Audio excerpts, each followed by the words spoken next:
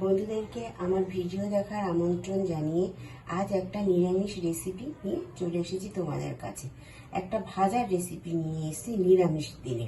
তো সেই ভাজাতে আমি কি দিচ্ছি দেখো, খুবই সামান্য জিনিস দিচ্ছি, সেরকম কোনো ব্যাপার নয়। একটা শুকনো লঙ্কা দেবো ফোড়নের জন্য, দিয়ে দিলাম। লঙ্কাটা একটু ভাজা ভাজা হবে, এই রকম অবস্থায় দিয়ে দেব রসুন কুচি অল্প,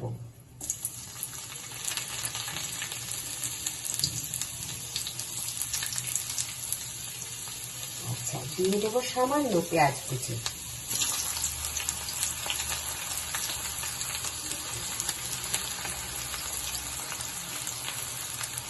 একটু নাড়িয়ে দেবো।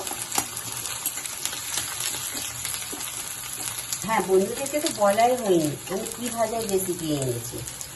বন্ধু, পেঁয়াজ কলি, শিম আর আলু, এইটার আমি আজকে একটা ভাজা করব।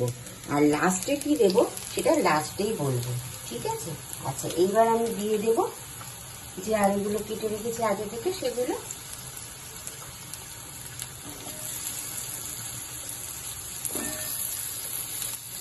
এটা কিন্তু খেতে বেশ ভালো হয় বন্ধুরা। এর সঙ্গে তোমরা কুচি করে বেগুনও দিতে পারো, আমার আজকে নেই তাই আমি দিলাম না। আচ্ছা, আলুগুলো দিয়ে একটু নাড়িয়ে দিই।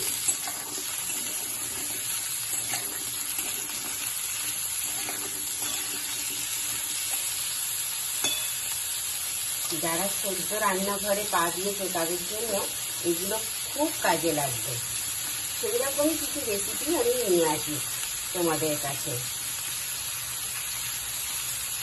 পেঁয়াজ কলিগুলো দিয়ে দিলাম, এবারে দিয়ে দেবো শিমগুলো।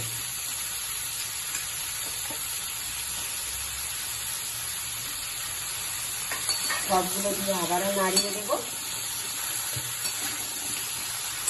লঙ্কা কিন্তু যে যার মতো, যারা যেমন ঝাল পছন্দ করো তারা সেরকম দেবে। যারা যদি একটু বেশি ঝাল পছন্দ করো তাহলে এর সঙ্গে একটু কাঁচা লঙ্কাও দিয়ে দিতে পারো অর্ধেক করে, মন্দ লাগবে না। আচ্ছা, আমি কিন্তু এখন লবণ হলুদ কোনোটাই দেবো না বন্ধুরা, একটু ভাজা হয়ে গেলে তারপর এগুলো আমি দেবো, আর তখন তোমাদেরকে দেখিয়েও দেবো। এইরকম অবস্থায় আমি একটু ঢাকা দিয়ে দেবো, দিয়ে একটু হলে তোমাদের কাছে আবার আসছি। বন্ধুরা, অর্ধেক ভাজা অবস্থায় চলে গেছি, বলেছিলাম লবণ আর হলুদ দেইনি, এবারে সেগুলো একে একে দিয়ে দেবো।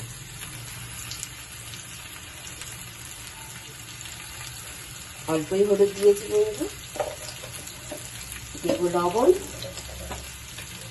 স্বাদ মতো। অনেকে কিন্তু এটাকে আগে থেকে মাখিয়েও রাখতে পারে, তাতেও কোনো অসুবিধা নেই। আমি আমার সুবিধা মতো এটা একটু করলাম।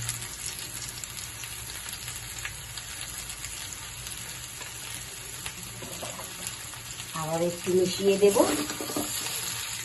এটা কিন্তু গরম ভাতের সঙ্গে বন্ধুরা, আর গরম ডাল হবে, মুসুর ডাল, তার সঙ্গে খুব সুন্দর লাগে। গরম ভাতে খাবো, তার জন্য ভাতও বসিয়ে দিয়েছি এই ধারে, ঠিক আছে?